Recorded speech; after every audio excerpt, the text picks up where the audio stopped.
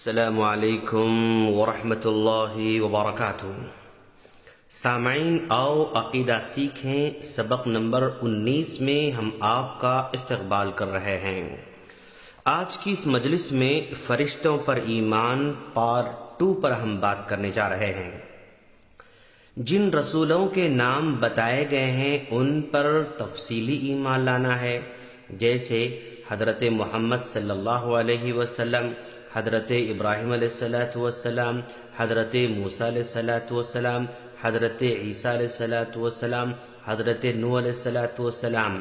یہ 5 اولو العزم رسول ہیں۔ اللہ تعالیٰ قرآن مجید میں 2 مقامات پر ان کا تذکرہ فرمایا ہے۔ اللہ تعالیٰ سورہ احزاب آیت نمبر 7 میں فرماتا ہے، اور جب ہم نے نبیوں سے عہد لیا اور آپ سے اور نوح اور ابراہیم اور موسیٰ اور مریم کے بیٹے عیسیٰ سے بھی۔ ایک مقام سورہ شورى آیت نمبر 13 میں فرماتا ہے، تمہارے لیے وہی دین مقرر کیا جس کا نوح کو حکم دیا تھا، اور اسی راستے کی ہم نے آپ کی طرف وحی کی ہے، اور اسی کا ہم نے ابراہیم اور موسیٰ اور عیسیٰ کو حکم دیا تھا کہ اسی دین پر قائم رہو اور اس میں پھوٹ نہ ڈالو۔ ان رسولوں کے علاوہ جن انبیاء کرام کے ناموں کا ہمیں علم نہیں ہے، ان پر بھی اجمالی طور پر ایمان لانا ضروری ہے۔ اللہ تبارک و تعالی سورہ غافر آیت نمبر 78 میں فرماتا ہے، اور ہم نے آپ سے پہلے کئی رسول بھیجے تھے، بعض ان میں سے وہ ہیں جن کا حال ہم نے آپ پر بیان کر دیا، اور بعض وہ ہیں کہ ہم نے آپ پر ان کا حال بیان نہیں کیا ہے۔ اچھا سامعین، کیا کسی ایک نبی کا انکار سارے نبیوں کا انکار سمجھا جائے گا؟ جواب ہاں، کسی ایک نبی کا انکار تمام کے تمام نبیوں کا انکار سمجھا جائے گا، جیسا کہ اللہ تبارک و تعالی سورہ شعراء آیت نمبر 105 میں فرماتا ہے، نوح کی قوم نے رسولوں کو جھٹلایا۔ سامعین، یہاں پر غور کریں کہ اللہ تبارک و تعالی نے حضرت نوح علیہ السلام کی قوم کو تمام رسولوں کو جھٹلانے والی قوم کہہ رہا ہے، حالانکہ جس وقت انہوں نے جھٹلایا تھا اس وقت نوح علیہ السلام کے علاوہ کوئی دوسرا رسول ان کے پاس نہیں آیا تھا۔ گویا صرف حضرت نوح علیہ السلام کو جھٹلانا سارے کے سارے نبیوں کو جھٹلانے کے برابر ہوا۔ اور کیا انبیاء کی ساری باتوں کی تصدیق کرنا ضروری ہے؟ جواب ہاں، ان کی ساری باتوں کی تصدیق کرنا اور جو باتیں عمل کے لیے ہوں ان پر عمل کرنا ضروری ہے۔ اچھا جناب، یہ بتائیں کہ رسولوں کو بھیجنے کا مقصد کیا ہے؟ جواب، رسولوں کو بھیجنے کا مقصد لوگوں کو اللہ کی عبادت کرنے کی دعوت دینے اور وہ قانون بیان کرنا ہے جس میں دنیا اور آخرت کی کامیابی ہے، اور جو شخص ایمان لائے اور اسے جنت کی خوشخبری، اور جو کفر کرے اسے جہنم کے ڈرانے کا حکم دیا ہے، جیسا کہ اللہ تبارک و تعالی سورہ نحل آیت نمبر 36 میں فرماتا ہے، اور ہم نے ہر امت میں رسول بھیجا کہ لوگوں صرف اللہ کی عبادت کرو اور اس کے علاوہ اس کے سوا تمام معبودوں سے بچو، بس بعض لوگوں کو تو اللہ نے ہدایت دی اور بعض پر گمراہی ثابت ہو گئی۔ اچھا یہ بتائیں، کیا اللہ تبارک و تعالی نے کچھ نبیوں کو زیادہ فضیلت دے رکھی ہے؟ جواب ہاں، کچھ نبیوں کو زیادہ فضیلت دے رکھی ہے، اور انہی کو اولو العزم انبیاء کرام کہا جاتا ہے۔ اچھا یہ بتائیں، اولو العزم انبیاء کون کون ہیں؟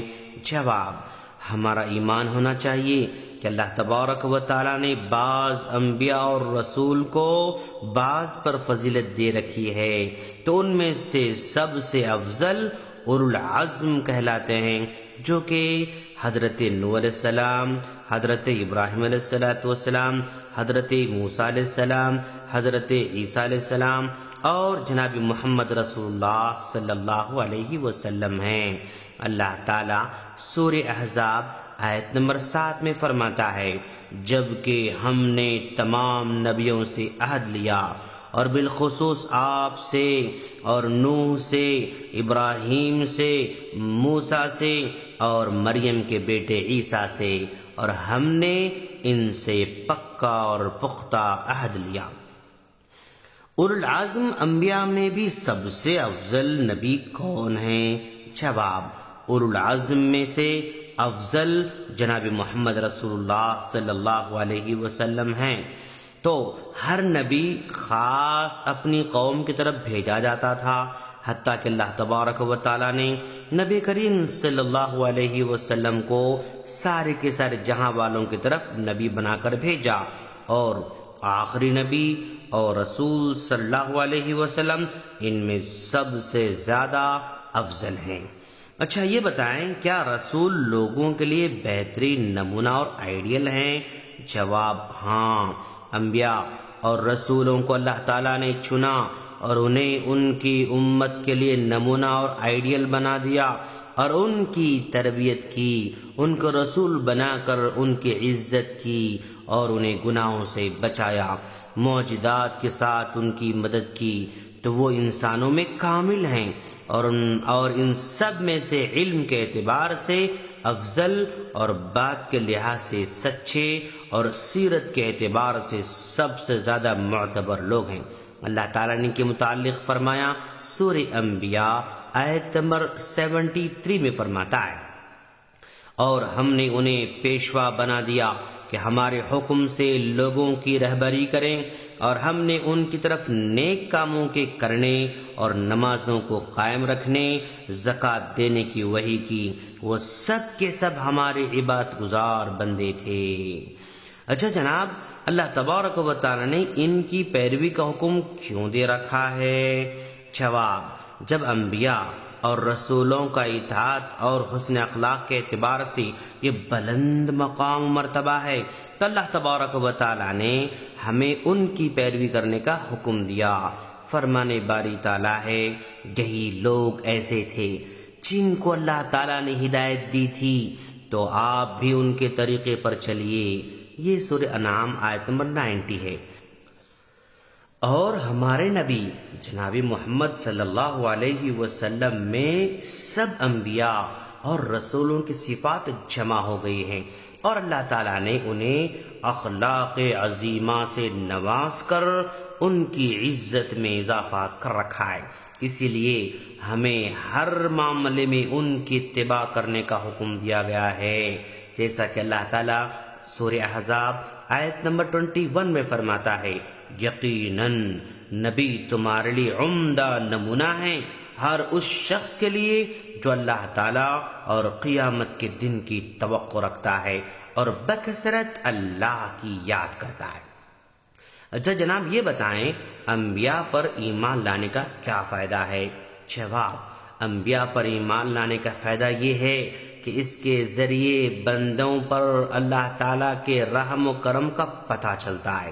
اللہ تعالیٰ نے اپنے بندوں کی طرف اپنے رسولوں کو صرف اس لیے بھیجا کہ وہ انہیں اللہ تعالیٰ کے راستے کی طرف رہنمائی کریں اور اس کی عبادت کرنے کا طریقہ بتائیں، کیونکہ صرف عقل سے ان چیزوں کو نہیں سمجھا جا سکتا ہے۔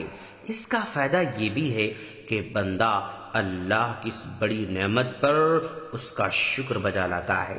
اس کا فائدہ یہ بھی ہے کہ تمام رسولوں کی شایان شان، ان کی تعظیم کی جاتی ہے، ان سے محبت اور ان کی اتباع کی جاتی ہے، کیونکہ وہ اللہ تعالیٰ کے محبوب بندے ہیں، نیز اس لیے بھی کہ وہ اللہ تعالیٰ کی عبادت گزار گزرے ہوئے ہیں، اس کی رسالت کی تبلیغ اور اس کے بندوں کو نصیحت فرمائی ہے۔